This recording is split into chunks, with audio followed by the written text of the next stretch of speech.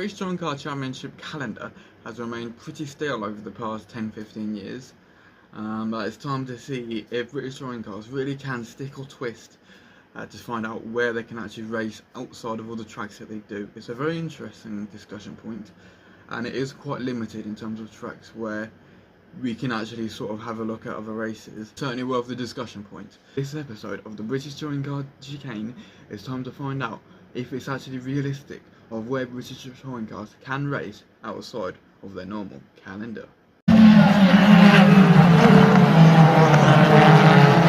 It is quite a limited sort of chance of other places doing it, and the fact is some of the places aren't really FIA grade suitable, but it's still an interesting discussion point. And as much as I would love to see British touring cars at Spa or somewhere like that where British GT go, which is absolutely superb, that would be a superb site and that would just be awesome. I'm keeping this purely in the UK just as the British Championship, which I think is really important there, because it's cool that British GT go to Spa and all, but you've got to look at where the foundations of the championship is from and try and be realistic as well. I mean, British Touring Car Championship has been struggling enough for a long time that they can't really afford a Spa day like what British GT can and other series there. But you know, it's just that give and take, that sort of thing, that situation. Yes, but let's head into the tracks. Kicking off, we have Pembrey, a very great track in Wales, a Welsh circuit, and it would be very, very good to have some sort of Welsh influence over the British Touring Car Championship and the British Touring Car world, in my personal opinion. And the time of writing this, they just had the British Truck Racing Championships the weekend gone, and it was a fantastic race weekend from what I saw. There were a few little smashes and a few little collisions, but it was great. I really personally enjoyed watching the minis going around there as well. So as you think about the support races as well, you've got to take that into account as well. The track opened in 1989. The track is actually FIA Grade 4, which makes it sound a bit too unserious to what it actually is. But I can assure you it's more decent than what it sounds.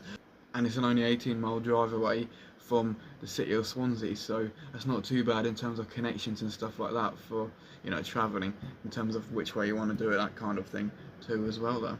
It's 1.4 miles, and the race lap record is from Brian Smith back in 1997 in Formula 3 with a 50 seconds .079. So that is the lap record there. It's quite a quick track, and yeah, it does seem a little bit basic on paper, but there are some slight little nuances as well. We've got another Welsh track coming up in Anglesey. Yes, this is the more known racetrack, and BTCC legend Matt Tenniel has also said that it should be on the calendar, and it's certainly a great track, but it just takes a while to get there, that kind of thing, because this actually seems to be a lot more remote than Pembrey, which already is kind of remote as it is in Wales, and you never know what's going to happen next. The track has got 11 turns and is 2.1 miles long. The track opened in 1997, with the lap record being a 1 minute 21.287 from Tom Walkinshaw back in Formula 3 in 2012.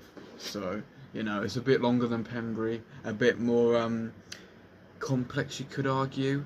The layout, I don't really know too much about this track in particular personally, but the layout does seem a little bit simple on paper, but you know, it's like most tracks, you can look at a bird's eye view and think it's easy, but then you can have a look at it properly, and there's obviously a lot more nuances to it and that kind of thing, and you know, just camber and all that sort of stuff on the turns. So that's not really a fair representation, me just saying, oh, it looks like this, so it is this. You know, you need somebody who actually knows a bit or two about it, and that isn't me in this case. Coming up next, we have Silverstone GP, and this could be the opportunity for them to double up like what they do at Brands Hatch and Donington Park, or replace the Silverstone short track, or the national circuit to be pedantic, into the Silverstone Grand Prix. I'm in two minds about this, because the Silverstone National Circuit is really great for touring car racing, and especially minis.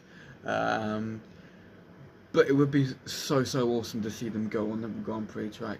And I'm pretty sure they had a deal done for 2020 before everything kicked off and the world went a bit crazy. And I never really heard anything else about it. But just seeing them take the start at the Grand Prix start and all that kind of stuff, I would personally love, and that'd be so fantastic. With the actual duration of the lap, it won't be too many laps, probably about 10, 11, similar to what they do at Snetton 300, maybe a bit less. depending on the event, and a qualifying race will probably be about 6 laps. But it would be really, really epic to see that as a spectacle and just fun in general, because you know, sometimes it'll be so fun, and these crossovers are quite funny. It's like imagining NASCAR at Bathurst almost. Like, it sounds so crazy, it's not even true, but this one is actually close to reality, and it could be possible. But I don't really think it could be possible, like in actual reality. But the fact is, they do go to that same venue, and I think there's been rumours about it in the past, like I mentioned just before COVID in 2020 lockdown. And I just think that'd be so fun. That'd be so cool, and I would really just sort of love that sort of thing. Just this sort of how it works. Then on our last track of the day, we head to Northern Ireland in Kirkston.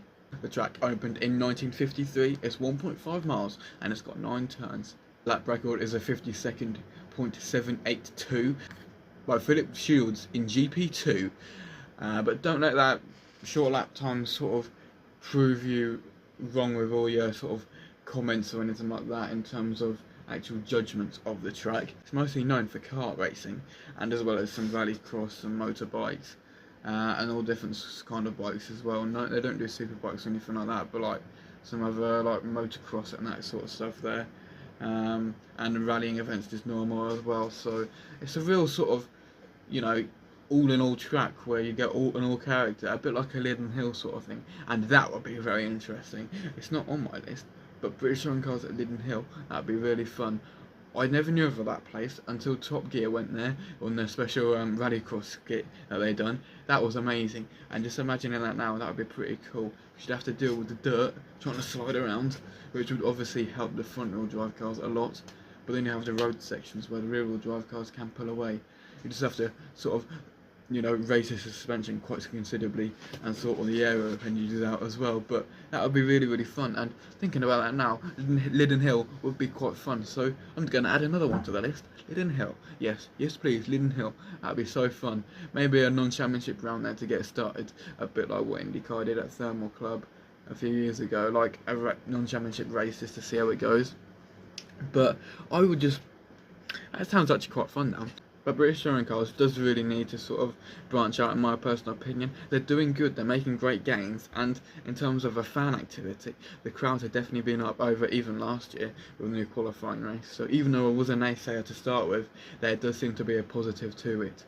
And there are some negatives too with pay drivers and stuff like that, where, you know, especially Ricky Collard, it seems like at the time of recording, he is going to be out of the time of this video maybe even coming out. But you know, you've got to look at it from another perspective. We're always going to have paid drivers in motorsport, but it's just trying to have a look at the way we can sort of do our best to help people that do deserve it. And sometimes paid drivers aren't that bad. Look at Niki Lauda, look at Sergio Perez. Michael Schumacher has some funding to some degree, and look at what he succeeded. So it's not always a bad thing. But me personally, as I have followed British Touring Car Championship ever since 2013, it would be really fun to see them do something different, because, yeah, like I said, the calendar's got a bit stale and it's a bit samey. They added the Donington Grand Prix round a few years ago, which is fun to see, but I think if they added even one of these racetracks, it would be really fun to see, especially one of the likes of Leaden Hill and, you know, Kirkston, or one of them like that, because, you know, it's got the rallycross element to it as well. So that would be really fun. But that, I don't think that's realistic at all, but that would be super fun. And also the sort of multinational side of it, because obviously we go to Knockhill and Scotland as well, so it'd be nice to get another nation involved in British Touring Cars in terms of an actual venue host as well. I'd really like that, and that would be something cool to open it up. But yes, if I have lost any tracks out that could actually be a possibility, please let me know, and it would be great to sort of have a review of that too. So I really would like to hear some thoughts on this, because it's quite a sort of discussion video, and it's a video where you need to discuss to actually make the most possible out of this position. But yes, it is very interesting, and it's like I say, always an open conversation, always an open discussion. So it would be very interesting to see where British Touring Cars go in the future, if exactly where, and to see where they go as well. But British Touring Cars, can they actually go, and can they stick or twist?